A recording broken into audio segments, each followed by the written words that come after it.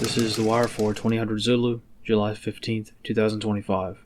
Precedence is routine. Information cutoff is 1900. Bottom line up front. Flooding continues throughout the United States. Concerns growing regarding shifting priorities in Washington. Beginning with international events, in Syria, conflict has erupted once again as fighting has flared up between Druze militias and the collection of Bedouin and pro-government forces loosely aligned under al-Jilani's new regime. A few hundred casualties have been reported in the town of Suwaida over the weekend, and a very hesitant ceasefire has been declared after this latest round of fighting. On the home front, in Colorado, following a high-profile kidnapping attempt that occurred in Aurora last year, a district attorney has faced backlash for her efforts to free the perpetrator of the attack. Solomon Galligan was arrested for attempting to kidnap a child on the street in Aurora last year, and on Monday reports emerged that DA Amy Padden was attempting to drop all charges against him because he was found mentally incompetent to stand trial. Around the United States, flooding incidents continue as before, with heavy rainfall causing flooding throughout New York and New Jersey overnight. In Texas, recovery efforts continue amid constant heavy rainfall, with roughly 160 persons still being reported missing from the initial flooding crisis that struck the Guadalupe River Basin 2 weeks ago. The casualty count for the floods in Texas so far remains at 132 reported fatalities. Analyst comments for this wire. At the moment, the White House appears to be radically shifting priorities on many different issues.